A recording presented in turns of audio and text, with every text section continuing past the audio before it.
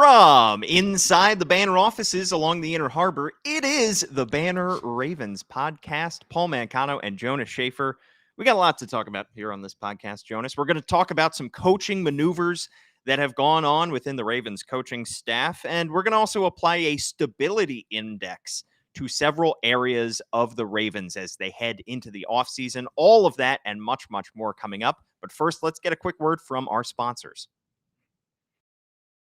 If you have an appetite for saving money, then you should get the Rofo Rewards app from Royal Farms. Use the Rofo Rewards app to place mobile orders for pickup or delivery and earn royalty points to redeem for free stuff. And right now, new Rofo Rewards members will get a free any-size coffee for signing up. You can download the Rofo Rewards app at the Apple App Store or Google Play today. You'll find it's a very appealing app to have. Real fresh, real fast. Royal Farms.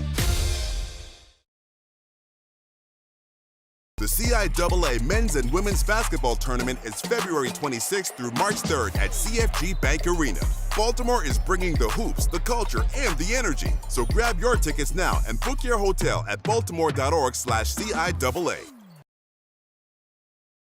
All right, Jonas, let's start with the coaching maneuvers on the Ravens staff. We are a couple weeks after the end of the Ravens season, and we figured that some poaching might occur, and it has so far. Mike Macdonald, of course, the big one, going to Seattle. We touched on that last week. He is the new head man there. The Ravens hire Zach Orr to replace him, and some of the defensive coaches on that coaching staff have been poached. Denard Wilson, we've talked about, has already left, and now Anthony Weaver, who the Ravens, at least John Harbaugh and Eric DeCosta, in their last end-of-season press conference, seemed optimistic about retaining. He doesn't get a head coaching job. He interviewed for a couple, but he does get a defensive coordinator job in Miami. Yeah, I mean, worst of both worlds, honestly, just because you lose a guy who's a trusted lieutenant, and what you lose him for is not a job that nets you any valuable draft picks. You know, you are losing him to a conference rival, and you're losing him at a key spot, you know, assistant head coach, defensive line coach. That is not easily salvageable, I think, at this point in the coaching search. I mean, you've seen a lot of guys move already. There are plenty of guys who are under contract and probably tough to get out from underneath those contracts. So I imagine the Ravens will try to reshape this staff in John Harbaugh's vision, in Zach Orr's vision. But to lose a guy like Anthony Weaver, who was responsible for maybe one of the breakthrough players of the NFL this year in Justin Madubuike, a guy who has seen it all, has play calling experience, someone that Zach Orr could have leaned on in that defensive room, to lose him and to destabilize the staff the way that it has. It's a huge loss. Do you imagine the Ravens promoting anybody else to that role of assistant head coach that Anthony Weaver had, or do you think that was just a nice kind of gesture that the Ravens had given Weaver and nobody else kind of on this staff deserves that kind of promotion? Yeah, I mean, I thought with the reported and then refuted report of Jerry Rosburg coming to Baltimore that would fill some of the assistant head coaching purview responsibilities, because you know you have another adult in the room there. But if he's not coming, then I don't know what to do. I don't know. I don't think there are enough senior members on staff. I mean, Chris Hewitt has already gotten promoted. He's already wearing a couple hats now. I don't know if there's someone on the defensive side, at least, who you would feel especially confident in promoting to that assistant head coaching job, onto that upper tier of the coaching tree. So probably not, but you know, John Harbaugh has this program running the way he wants it to. We'll see. I mean, maybe there's someone else from his past that he brings in for a type of senior level position like that. Well, you mentioned Rosburg. Let's talk about the report yesterday that he was going to be hired, the former special teams coordinator for 10 years in Baltimore. Tom Pelissero reporting that he was expected to be hired in a role for game management. This is a role he held with the Denver Broncos when they had Nathaniel Hackett as their head coach. And several games into his tenure, remember, he had the couple disasters on primetime television where he couldn't figure out how clocks worked. And so they bring in a quote unquote adult in the room like Jerry Rosburg to figure things out. This was a very different situation than the Nathaniel Hackett situation. This is Todd Monken, who is an experienced offensive coordinator. John Harbaugh, a very experienced head coach. The idea of bringing in a veteran assistant coach like that, who might be up in the booth, who might be on the sideline, that they needed this kind of help in making these decisions was maybe a little bit concerning. But then again, he didn't get hired. So should we be all that concerned? Concerned? No. I do think it was interesting because there were certain games this year. You think of the Indianapolis game and the clock management snafus that John Harbaugh had with the kickoff and not navigating that 2-minute warning as confidently and competently as you thought that John Harbaugh would, especially for a guy who does not have play calling responsibilities, does not have on offense or defense. Having someone like Jerry Rosberg for that Sunday game day role made some sense. And maybe they'll hire someone who's, a facsimile of that and can give you some of that senior level experience. But it's kind of moot at this point to speculate on what impact he might have been. And maybe he comes around, in a smaller role. Maybe he's just not ready to, fully unretire. I think he really enjoyed the life that he had after he stepped down from the Ravens. I don't think he was, anywhere close to like an 80-hour work week when he was working with the Broncos. So maybe he comes back to Baltimore in some capacity. The Ravens, it sounds like, made some moves on that special team staff to shore up some of their weaknesses. Obviously, Chris Horton is still coming back, but maybe Jerry Rosberg comes back in some kind of advisory capacity. But there were definitely situations this year where game management was a problem, not just with the run pass ratio, but with the clock management, with throwing the flag, with not throwing the flag. That was definitely with going for it, with not going for it. That was an issue for John Harbaugh throughout the season. So if there's someone that he likes, someone that he trusts to bring in and can give you a Rosberg level presence, then why not do it? There's no salary cap on the coaching staff. That's a perfect transition into our first topic of discussion under the stability index, Jonas. This was an idea that you came up with to look at where the Ravens stand in several important position groups, the coaching staff, their hold over the division. And, this is a team that, relatively speaking, you compare them to all the other teams around football, one of the most stable organizations in the sport. And they have been for the last 10, 15 years.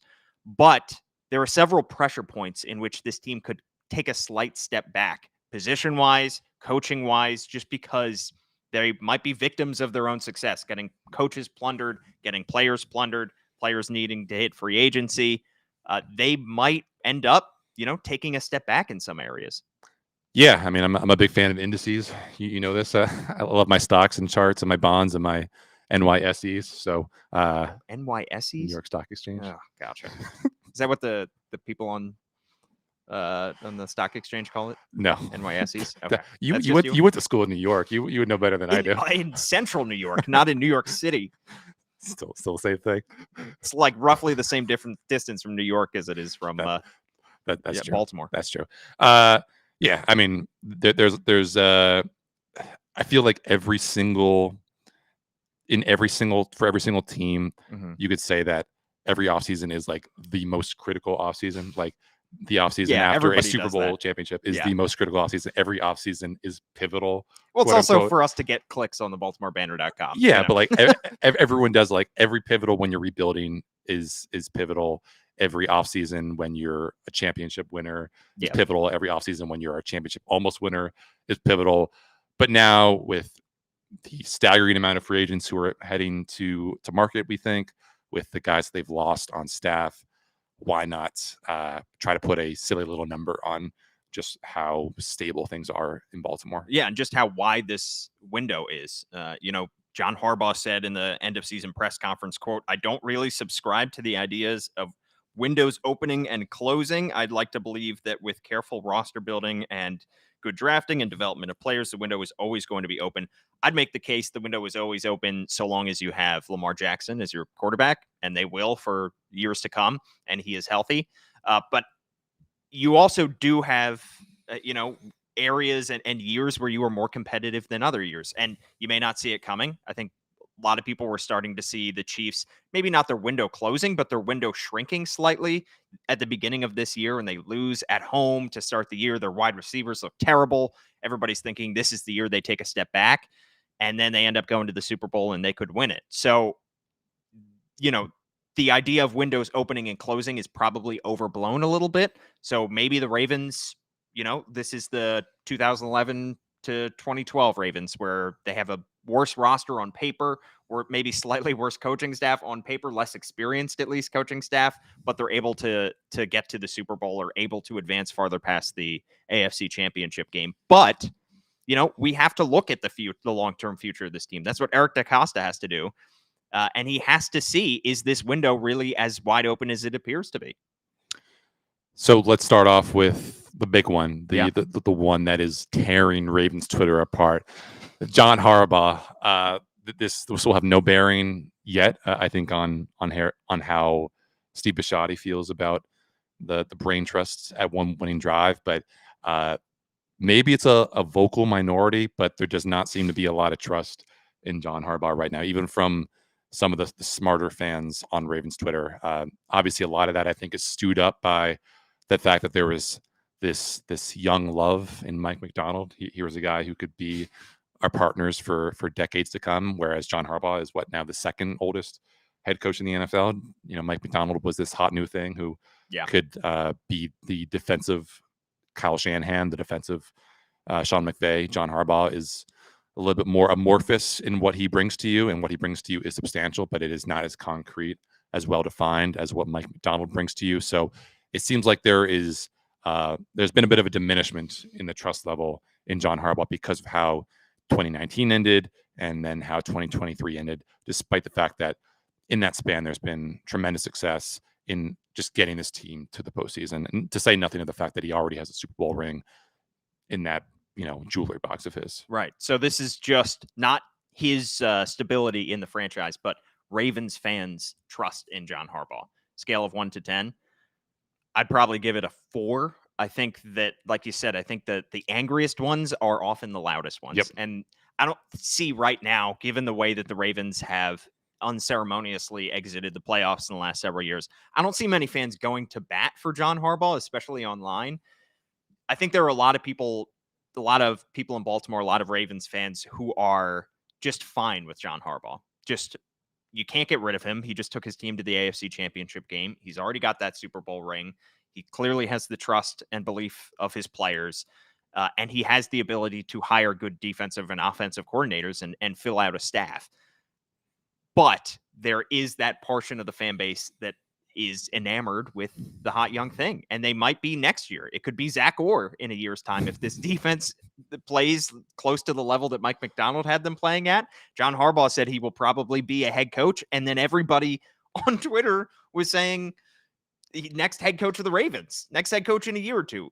People are jumping to this conclusion that that John Harbaugh would be is not as good as the next up and coming head coach. I just think that it's probably a smaller portion of the fan base than appears to be when you're just scrolling through Twitter. Yeah, I mean, I would go with a 3, but I think, again, that is just owed in large part to the people who want to be mad online. Yeah. If the results are such that there are still season ticket holders renewing their season tickets, and after a season like this, I don't know why you wouldn't. I mean, unless you're just so mad about blowing a couple $1,000s on playoff tickets, but still, it's going to be a fun schedule next year. You have Lamar Jackson coming back. You have a couple all pros on defense coming back. You can see Zay Flowers blossom in year 2. Rashad Bateman maybe finally pop off in year 4. There's a lot to like about how this team is headed, with acknowledging that despite all that, this team probably will take a step back. But still, this team should be a winner. This team should be a playoff team. And so much about winning the Super Bowl is just getting your foot in that dance. Yeah. It's not always going to be the Chiefs who are going to be advancing to the Super Bowl, knock on wood. So I understand the appeal of that far shiny object.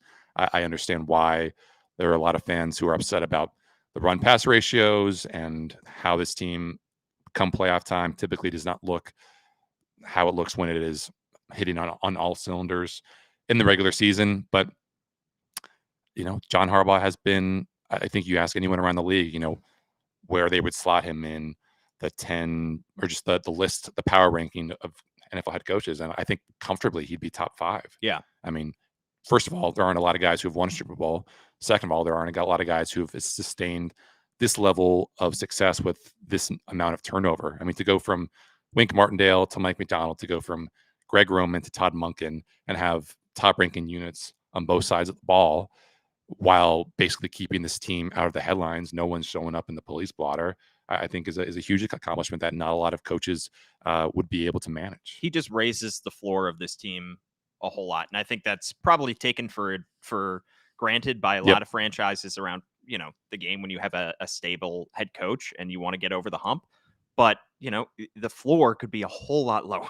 Right. I mean, Mike McDonald, I think he could be a very good head coach. Obviously, a lot of teams thought that, but he is still a mystery box. There are a lot of mystery boxes around the NFL. And that, half of the coaches that got hired in this cycle are probably going to be gone in the next 3 years. A lot of people thought Brandon Staley was the golden child. And here he is looking, panhandling for defensive coordinator jobs. Yeah, I remember when Adam Gase was like the top head coaching candidate. God. So, I mean, the history is littered with these examples of top coordinators that go on to not be very good head coaches. So appreciate what you have in John Harbaugh. That's what I would say. All right, next up for our stability index, Jonas, the defensive staff. Defensive staff that we've mentioned has gotten plundered. They did bring in Doug Mallory as a defensive backs coach, I believe, going back to that Michigan pipeline that they love so much. But they have lost Anthony Weaver. They've lost Denard Wilson. How stable on a scale of 1 to 10 is that side of the ball? I'm going with 4 because there is losses at every level of that defense. And you say every level because it's not only Anthony Weaver with the defensive line, it's not only Denard Wilson with the DBs, but unless you are asking Zach Orr to double dip, you're going to need a new linebackers coach too. And that's a very, very, very important position with Roquan and then bringing along a new guy like Trenton Simpson as well. So you combine all that with the fact that this is a coordinator with no play calling experience. And it was, refreshing for me to see Zach Orr, tell the Ravens.com folks that he has taken the approach that Mike McDonald did when he was on staff and not yet a play caller at Michigan, not yet a play caller at the Ravens, where you treat every game as if you're the defensive coordinator, as if you are playing those war games in your head, which I think is the right mentality to approach. And we'll probably have him further along in his development and his feel for the game than maybe if he hadn't been. But still, you are losing a lot of very, very talented guys who have been a big part of the culture. And you just don't know how any of these guys, to say nothing of the guys, excuse me, that the Ravens have even hired, will fit and will make an impact. I know we've said before, and we said last week when they hired Zach Orr, we don't know how this is going to work out. We don't. Every coach, we're not sitting in on those interviews, and even the people that do sit in on those interviews occasionally get things wrong. But I do like the thought process of hiring 31-year-old Zach Orr, not necessarily hiring the next guy in line and just going right down and saying, well, Anthony Weaver is the most tenured guy on this staff. Let's just give him the job. He's been the most here the longest. He's earned it. Looking for the next guy who they think is an up-and-comer, who is a fast riser. Harbaugh said that he thinks Orr is going to be a head coach one day. Looking for those kind of coaches on your staff, I think, is more important than just going with the most senior member. And so that's why I kind of like the decision of bringing Orr in as your defensive coordinator. In terms of stability, I went with a little bit higher. I went with the 6 just because it's the same system. Because, and I'm sure we're going to hear from Zach Orr later today in Owings Mills, and he's going to describe the system he's going to run, but it's still the Ravens defense. That's what Harbaugh and DaCosta said. And it may hurt the team that they didn't go outside the organization, because when you bring in somebody from outside the organization, like the coordinator they were looking at from Michigan, then he has a different group of people that he has been talking to that he can bring along with him and kind of fill in those gaps. Whereas Zach Orr, his scope is probably limited in terms of how much he knows about assistants around the league, about the top assistants who are up and coming. Right. So in order for him to fill out the staff after they lose guys like Weaver and Denard Wilson, he's going to be promoting from within. And sometimes when you promote from within, you don't get the best results because you're not scouring the entire market. But you hope that everybody that he is promoting has been steeped in this Mike McDonald defense, in this Ravens defense. So I went with a little bit of a higher mark there. In terms of quarterback, Jonas, this is not just Lamar Jackson. This is the entire quarterback position. Scale of 1 to 10, how stable are the Ravens? I think it's a 9 for me, but it's a 9 because you've got the most important piece locked down. Yep. And that is Lamar Jackson. But Josh Johnson? this is it's a number that is maybe riding a little bit on the highs of 2023 because as was oft discussed this year, Lamar Jackson stayed out of injury trouble. He did not have to miss, I think, a single snap because he was banged up. There were some practices that obviously he was not attending, and that raised some alarm bells in Baltimore. Missed what, 2 though? The entire season? And everyone around everyone around the conference, around the division, the NFL was just dropping like flies. So I think this version of Lamar Jackson makes this at least a 9.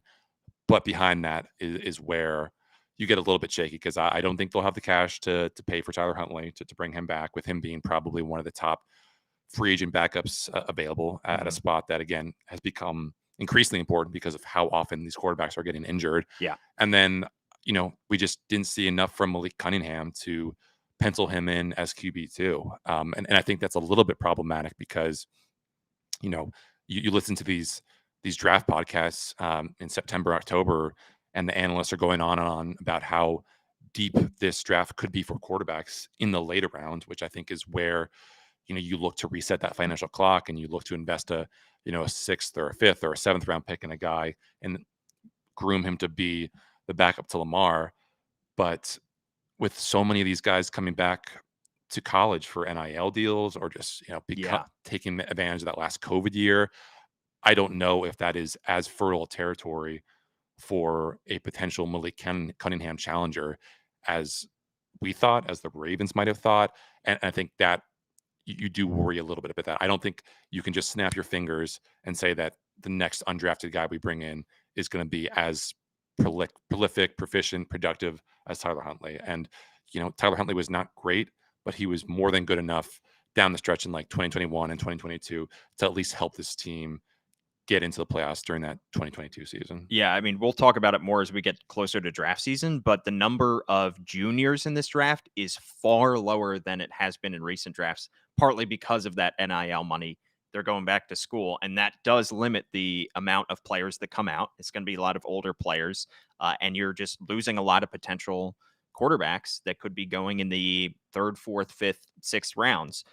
Some of the top other backups that are going to be on the market, Gardner Minshew, he's probably going to get a bigger, close to starting deal. He may be able to compete for a starting job. Ryan Tannehill might be able to compete for a starting job. So there just aren't that many options that fit nicely in the Ravens budget in free agency, and they may have to go with the draft. I went with an 8 because of that instability at the backup spot. And maybe it also isn't, is our fault for not talking about this enough when we talked about the Ravens' window of opportunity and why this was such an important year and why it felt like such a missed opportunity when they did not win the AFC Championship game and didn't go to the Super Bowl, is because Lamar was healthy. Mm-hmm. We talked about everything else that was in place, how it was great that, they had Mike McDonald, they had all this, they had Justin Madubuike, they had, a young Kyle Hamilton who's healthy, they had all these, Patrick Queen, they had all these pieces in place.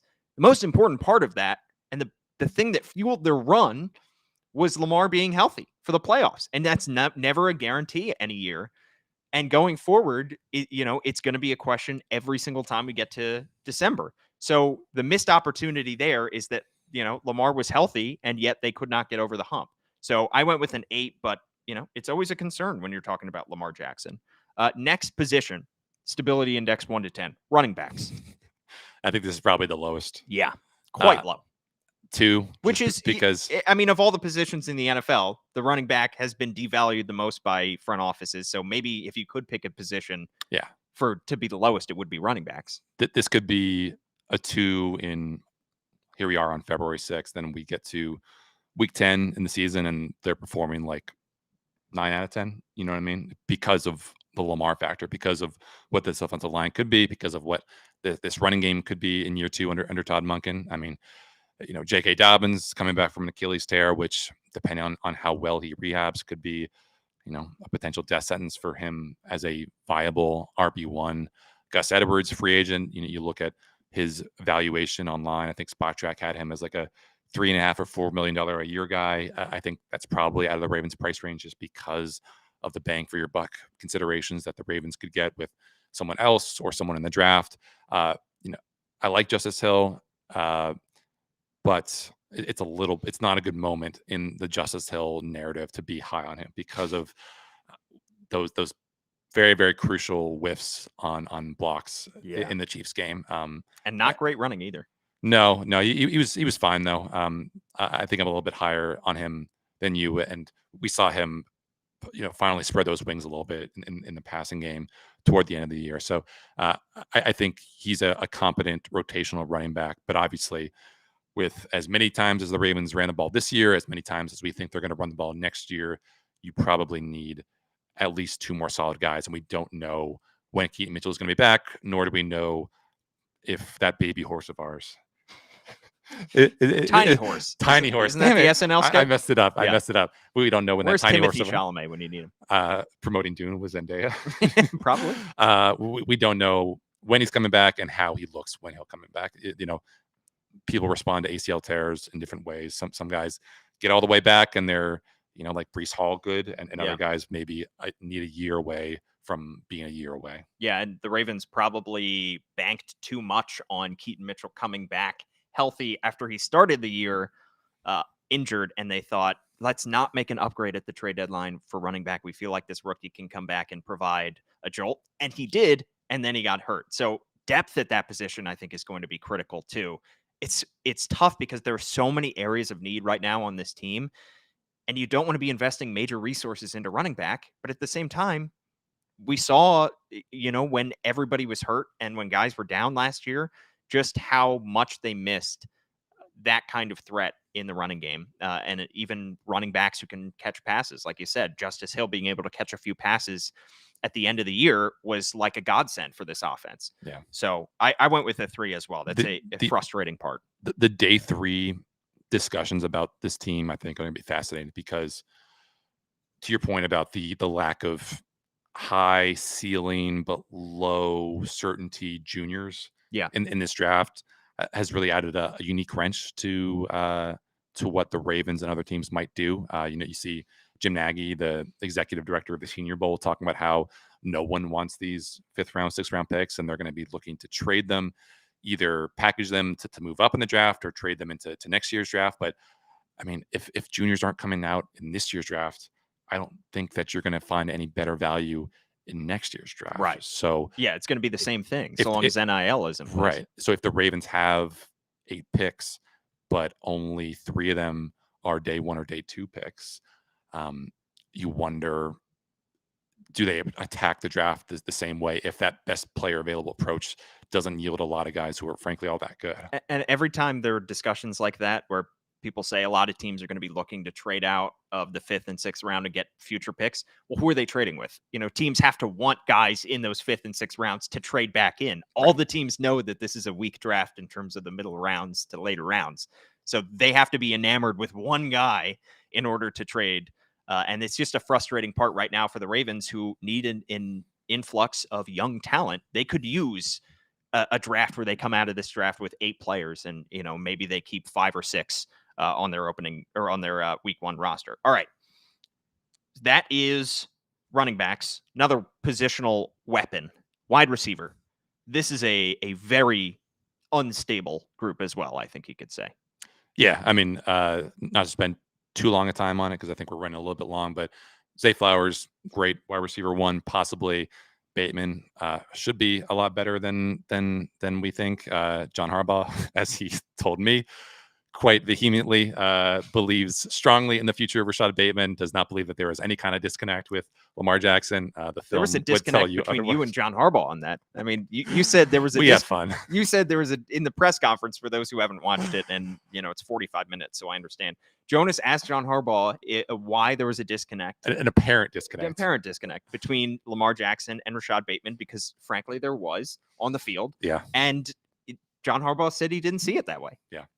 Whatever. I think I went with a 5 on this because there is obviously, you have to deal with probably losing Nelson Aguilar, probably losing OBJ, but I think it would be lower if not for the fact that the Ravens have 2 good tight ends, maybe 3, if Charlie Kohler continues to develop, and you don't need to rely on 11 personnel on every single play. I know that was the standard default mode for this Ravens offense, but if you're lining up with Isaiah Likely and Mark Andrews, or you just have those depth pieces, and you can find a way to make that 12 personnel work, you don't need exceptional depth at wide receiver. But again, Zay is a little bit frail for not frail, but he's a little bit smaller than you would like for that position.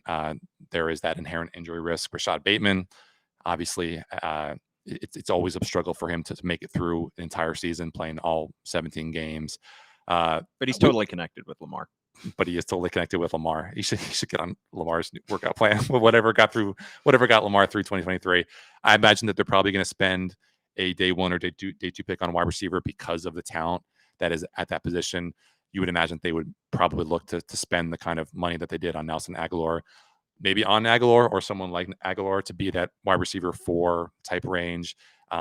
So I'm not super worried, but obviously there is enough concern level there, considering the youth at that position, and you don't have really like an adult in the room. Yeah, I went with a 4 as well, just because they could always use more weapons, and maybe even when they had everybody healthy for that playoff game, they could have used more weapons. Yeah. I'm glad we listed ourselves as an explicit podcast, because I think we're going to need to bleep out 12 personnel, because I think it's a little triggering for a lot of Ravens fans who probably got a little bit too much of that during the Greg Roman years.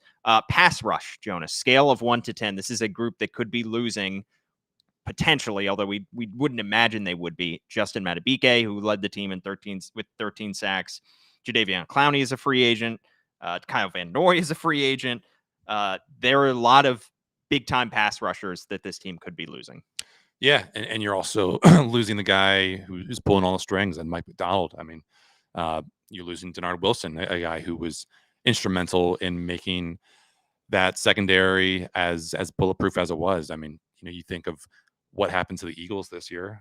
They go from being a group that had 60 sacks in 2022, so some insane NFL leading level, to a group that just could not get home. And that was with, a new interior pass rusher. That was with a lot of guys who had made that group so explosive the year before. And you worry if that, pass rush isn't given the extra half second that they were by Mike McDonald, or by just the overall depth of this group. Yeah. Will they be as good? Will they be as good without Patrick Queen, who was so ferocious and so useful as a guy who would just slam into guards and centers and kind of clear a path for Justin Madubuike or Michael Pierce or Broderick Washington or whoever it was. You like the potential and you like the protection of some of these younger guys. I think Travis Jones could really help team with Justin Madubuike and make that interior rush really, really special next year, especially with what we saw from Michael Pierce being the guy who would not always get home, but was usually pretty reliable for getting a couple pressures a game. I think Odafe Owe took a step forward. You hope that David Ojabo is healthy enough. I could see Tavius Robinson developing into the kind of power rusher that the Ravens have had a lot of success with, guys like Zadarius Smith over the years. But again, I don't think that we will see the Ravens leading the NFL in sacks next year. I think that's the biggest reason why the rating I give here, 5, I think is the biggest reason we could see the Ravens going with a first-round edge rusher near the very end, because, we've seen them do it in the past. You need to take a swing at some point. You need to develop those guys in-house, because what they got from Jadeveon Clowney for $10 million, that doesn't happen very often, that you get somebody who has 9.5 sacks, or you get 9 sacks from Kyle Van Noy after giving up not a whole lot. Offensive line, Jonas, scale of 1 to 10. How stable is this group? This one's probably the most variable for me, because they could go in a lot of ways depending on how the Ravens want to handle their finances. I gave it a 6, but it could be a 2, because I feel like there's a world in which you're really, covering all my bases. Yeah. They could bring back as many as 4, but maybe as few as 1. I think Tyler Linderbaum is obviously the tentpole piece here. Morgan Moses, I think it would make sense to bring him back. I'm not as concerned about him aging into someone poor, a poor level performer, as maybe some folks on Ravens Twitter are. I don't think that you're going to be able to find someone as good as Ronnie Stanley, considering your cap space, considering the dead money charge that you would incur by letting him go. So, you put those guys together as a trio. That there is an urgency to get a deal done with Kevin Zeitler, because if you don't sign him by February 19th, the prorated void money that is on the tables for him with that contract and how they reworked it last year would get pushed onto this 2024 salary cap, and that's one more thing for Eric DeCosta to kind of navigate as a headache. So it's a bit in flux right now, and I don't know how much you trust Daniel Fa'alele. I don't know how much you would trust Patrick McCarry to be any more than a 8-game starter in kind of stretches here and there, just because of his condition health wise. So I'm optimistic about what that group could be next year, considering the flashes they showed this year, despite not being at full strength.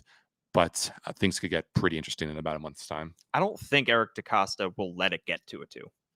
I think that this team values Lamar Jackson's long-term health far too much for this unit to drop off as much as they could if they lose a lot of these guys, and if they, end up making some short-term kind of cash needy decisions. All right. That is offensive line. Those are all the position groups. Let's talk about the Ravens' hold on the AFC North. How stable is the defending AFC North champions spot atop the division?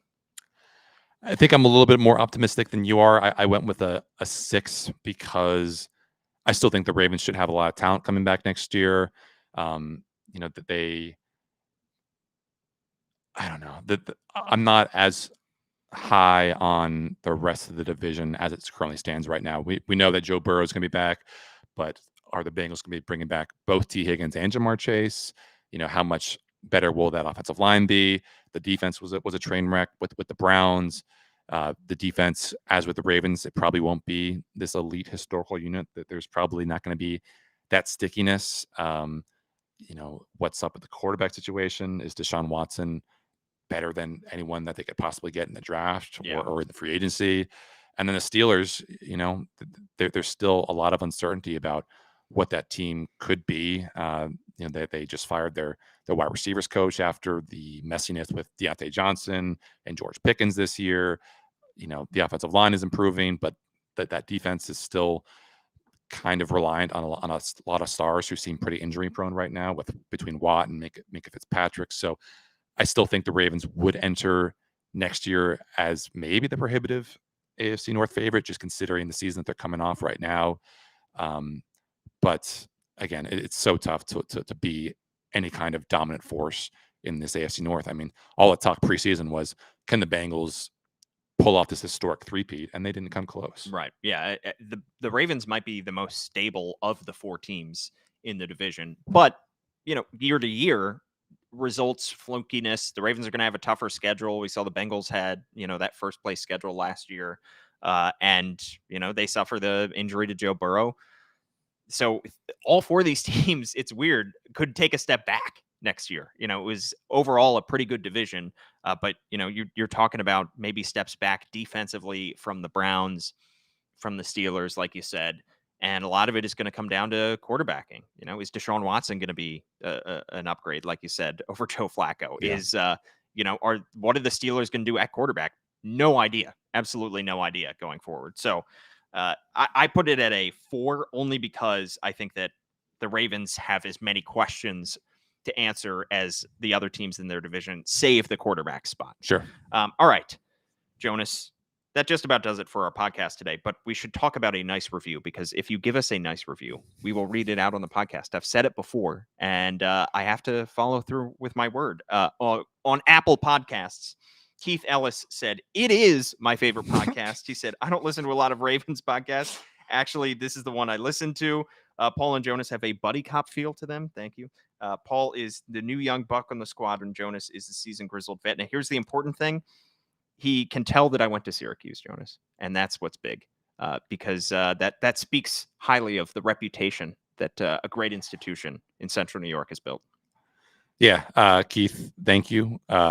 Give us your Venmo account, and we will be happy to execute this transaction. So thank you. Yeah. Please rate, review, subscribe, all that good stuff anywhere that you get your podcast. Follow Jonas at Jonas_Shaffer Follow me at Paul Mancano and at All Banner Sports. And of course, please do subscribe to the Baltimore Banner, where you can get 6 months for just $1. Lot of football coming up after this weekend. After we get the unfortunate Super Bowl over with, we will talk about where the Ravens stand, what they could do as they get closer to free agency and the draft, all of that and more. And I think we're going to have some fun, off-season ideas, Jonas, as well. Maybe a draft at some point, maybe a free agency bracket. We shall see. It's going to be a fun offseason. March Madness, baby. Yeah, it's around the corner. For Jonas Shaffer,